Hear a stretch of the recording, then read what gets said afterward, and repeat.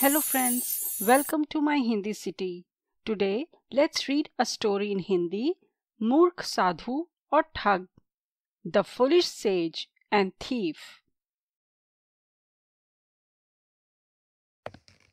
एक बार की बात है, किसी गांव में एक साधु बाबा रहा करते थे। हरे कृष्ण कृष्ण कृष्ण हरे हरे, हरे राम राम राम हरे हरे। पूरे गांव में वह अकेले साधु थे जिन्हें पूरे गांव से कुछ न कुछ दान में मिलता रहता था।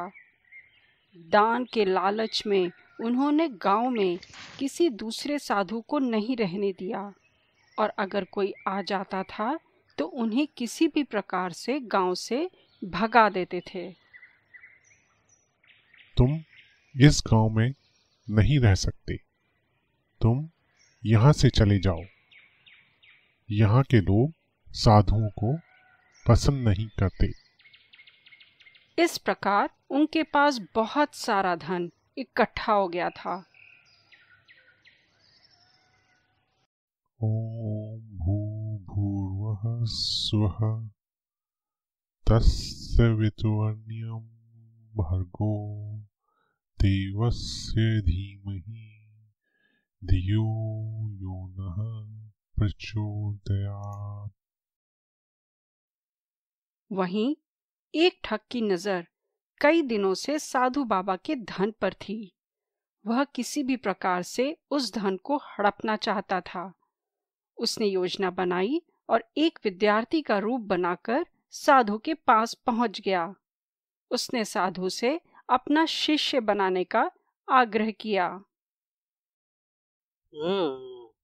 मुझे इस साधु का विश्वास जीतकर इसका धन चुराना होगा।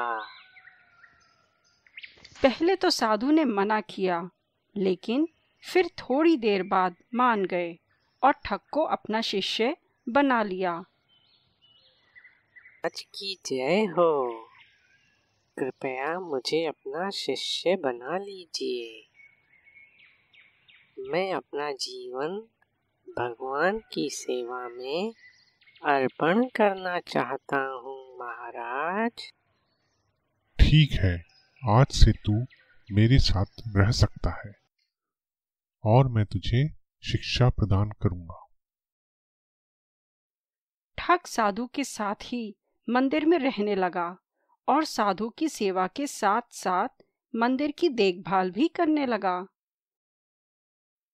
ठग की सेवा से साधु को खुश कर दिया, लेकिन फिर भी वह ठग पर पूरी तरह विश्वास नहीं कर पाया।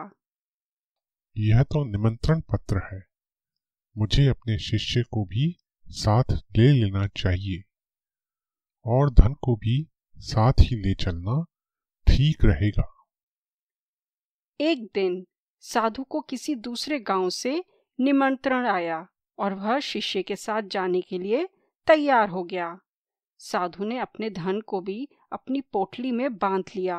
रास्ते में उन्हें एक नदी में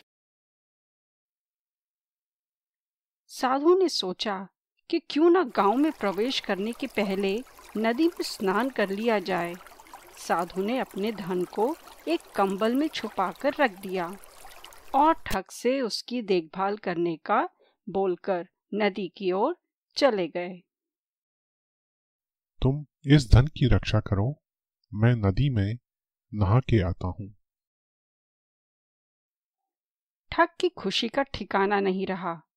उसे जिस मौके की तलाश थी वह मिल गया।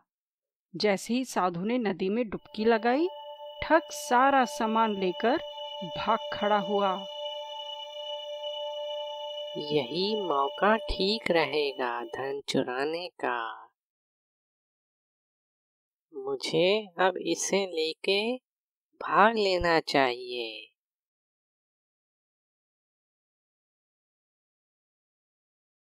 हे राम, उस शिष्य ने तो मुझे ठग लिया।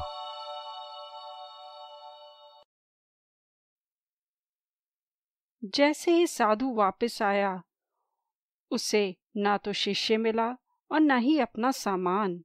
साधु ने ये सब देखकर अपना सिर पकड़ लिया।